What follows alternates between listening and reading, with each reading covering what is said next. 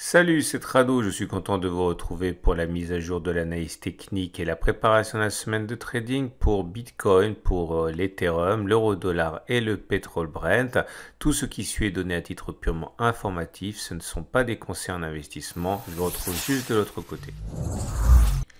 Et on commence par Bitcoin, Bitcoin en données hebdomadaires qui est véritablement sur une pente favorable, on le voit. On a réussi à s'affranchir de la résistance hebdomadaire des 13 891 930, j'ai bien dit résistance, qui avait bloqué les cours depuis juin 2019, mais également plusieurs semaines de suite en juillet 2020. Cette zone de résistance a été cassée de manière très claire la semaine dernière. Elle a donc changé théoriquement de polarité en devenant support, c'est-à-dire que les incursions dans cette zone risquent d'être mises à profit par de nombreux acheteurs pour rentrer dans le train de la hausse, et tant que ce support hebdomadaire tient, la possibilité d'aller chercher la prochaine résistance hebdomadaire à 19 000, 19 870 reste entière. C'est la zone qui a bloqué les Bitcoin sur les plus hauts historiques. On descend d'unité de temps, on regarde les données journalières. Et voilà le graphe en données journalières. Comme vous pouvez le voir, la tendance est fort belle avec des moyennes mobiles ascendantes. Il faut s'attendre à ce que la résistance journalière des 15 970, 15 550 soit au moins momentanément difficile à passer. Le support journalier des 13 220, 14 045, dernière zone évidente de support, est assez éloignée pour l'instant. On voit qu'elle a été résistance, elle a été cassée par la suite, elle a donc changé de polarité sur cette zone. Des intérêts acheteurs peuvent se révéler. On passe pour terminer aux données 4 heures. Et pour les données 4 heures, on le voit là aussi, la tendance est haussière avec une moyenne mobile à 50 périodes et une moyenne mobile à 20 périodes qui montent toutes les deux. Il faut se méfier de la résistance journalière des 15 970, 15 550, on en a parlé précédemment, car c'est une résistance qui existe sur les données supérieures. Le support le plus proche en données 4 heures est à 14 400, 14 650, zone qui a déjà servi de base de rampe de lancement. C'était sur la journée du 7 novembre.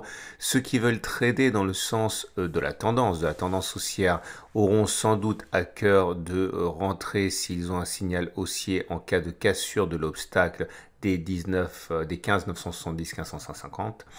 Autre possibilité, eh bien chercher des signaux haussiers sur le support H4 des 14 400, 14 650, puisque la tendance est haussière, et bien sûr en cas de retour sur le support journalier des 13 220, 14 045, à condition qu'un signal favorable apparaisse. Ceux qui au contraire décident de trader contre la tendance peuvent essayer de spéculer à l'approche ou au contact des 15 970, 15 150, puisqu'encore une fois il s'agit d'une résistance tracée sur une unité de temps supérieure qui peut donc donner des difficultés à la tendance sur l'unité de temps inférieure. D'ailleurs vous voyez, cela fait 3 séances que l'on végète après avoir tenté une percée. C'était donc sur la séance du dimanche 8 novembre. On passe tout de suite à Ethereum. Et pour Ethereum, on peut d'abord constater sur les données hebdomadaires que nous sommes à l'intérieur d'une résistance, celle des 404-490, à l'origine des difficultés rencontrées sur la semaine du 31 août. La tentative de dépassement de cette zone est en cours. Un dépassement de cette zone serait encourageant, mais sur les niveaux actuels, il faut se méfier. Nous sommes une zone où la défense baissière s'organise. Le prochain support est à 311, 363. On regarde les données journalières. Et sur les données journalières, nous sommes également plus très loin des résistances qui s'établissent à 484-490.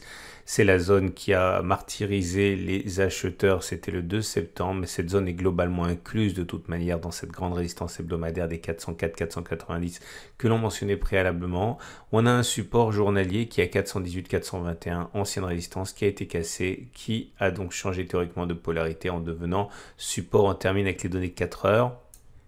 Et voilà ce que nous enseignent les données H4. Tout d'abord, une tendance haussière pour Ethereum, puisqu'on est au-dessus de la M20 qui monte, de la M50 qui monte. Donc normalement, on devrait privilégier, en tant que trader traditionnel, les trades haussiers dans le sens de la tendance. C'est ce qui se fait le plus souvent. Néanmoins, le problème, c'est que nous sommes dans une zone de résistance hebdomadaire, on l'a bien compris, et tout achat s'expose en fait à une réaction violente de la part de ceux qui joueraient contre la tendance sur les unités de temps supérieures. C'est donc dangereux. Il demeure que première solution, on attend la cassure de la résistance H4 463 466 pour acheter sur signal un de vos signaux préférés, ou même un retour sur le support H4 des 431 425, ou encore le support journalier ici qu'on a mentionné en orange, c'est celui des 418 421.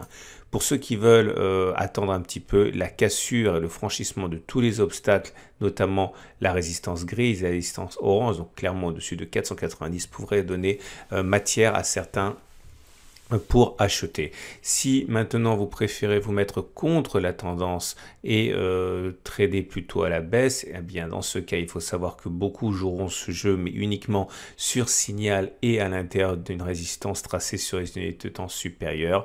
Clairement la zone des 484-490 est une zone intéressante pour spéculer à la baisse pour ceux qui désirent le faire, et même tout simplement toute la zone grise puisque c'est une résistance hebdomadaire. Des signaux pourraient être saisis encore une fois pour parier sur une baisse de l'Ethereum.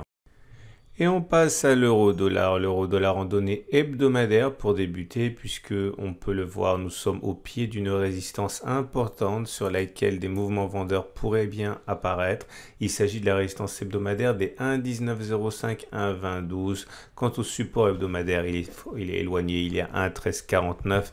1,1500, on passe aux données journalières. Et pour les données journalières, rien de particulier. La résistance la plus proche épouse finalement la résistance hebdomadaire. Elle est comprise globalement entre 1,1938 et 1,2014. Je le répète, elle est à l'intérieur de la résistance hebdomadaire qui est déjà une zone de risque. Quant à la zone de support journalier la plus proche, on pourra la trouver aux alentours de 1,1613, 1,1630, zone qui a préservé les cours de la baisse le 28 septembre, mais également le 27, le 25 et plus récemment le 4 novembre ou le 2 novembre. On termine bien sûr avec les données 4 heures. Et sur ces données 4 heures, on voit que la tendance là aussi est clairement haussière. Cela est motivé par la moyenne mobile à 50 et la moyenne mobile à 20 périodes qui montent. Dans ces conditions, les achats sont souvent privilégiés sur signaux haussiers. Un retour sur le support H4 des 1,1791, 1,1859 pourrait justement faire l'objet d'un achat, comme un retour sur le support H4 des 1,1761, 1,7171. C'était une zone de résistance qui a été cassée, qui a donc changé de polarité. Et toute cette zone de support H4 est une zone de congestion dans laquelle on a patiné de nombreuses bougies. Une cassure de l'obstacle résistance hebdomadaire des 20-1-20-12 pourrait également faire l'affaire pour des traders à la recherche de signaux haussiers. Par contre, ceux qui désirent spéculer à la baisse, malgré la tendance haussière, attendent sans doute un aveu d'échec sur la zone grise, la résistance hebdomadaire des 1,1905, 1,2012, puisqu'il s'agit d'une résistance tracée sur les unités de temps supérieures et qui pourra donc éventuellement servir à des traders baissiers qui veulent lutter contre la tendance sur les unités courtes. Et pour terminer, le pétrole Brent, on commence l'analyse comme d'habitude avec les données hebdomadaires. La prochaine résistance hebdomadaire est à 50,53, ancienne zone de support qui a été cassée et qui a changé de résistance, elle est éloignée. Le support hebdomadaire est également très loin, il est à 19,25 le baril. On passe aux données journalières. Et sur les données journalières, on voit que là aussi, les résistances sont proches, pas les mêmes, mais quand même. Deux résistances, celle à 4350-4413 ici qui a bloqué les cours depuis mi-septembre, une autre ici à 4105-4163 à l'origine du reflux du 5 novembre dans un contexte où les moyennes mobiles sont descendantes. Il faut faire attention. La résistance, le support journalier est à 3577-3724. C'est la zone qui a permis au baril de rebondir le lundi 2 novembre. On termine bien sûr avec les données 4 heures.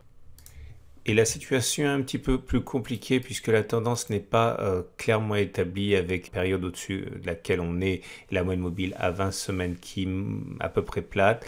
On va dire que la tendance est neutre avec un petit avantage haussier. Dans ce genre de situation, sans doute les traders préfèrent-ils saisir les opportunités haussières, en l'occurrence une cassure de l'obstacle de la résistance journalière, donc au-dessus de 4163, pourrait entraîner des comportements moutonniers d'achat s'il y a un signal qui va dans ce sens. Un retour sur le support H4 39 118 39 53 pour acheter est toujours possible, mais étant donné que la tendance n'est pas vraiment haussière, mais on va dire entre neutre et légèrement haussière, il va falloir sans doute un signal de qualité avant que certains traders décident d'acheter.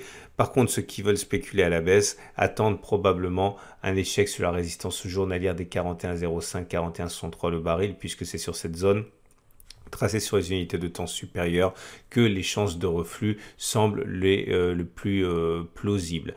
On a terminé avec l'analyse technique de ces 4 marchés. Je vous invite à regarder à la fin de cette vidéo la préparation de la semaine de trading sur les indices, notamment l'équivalent CFD du CAC, du DAX, du Dow Jones, du Nasdaq, également l'analyse technique de moyen terme. Et je vous souhaite une très bonne semaine.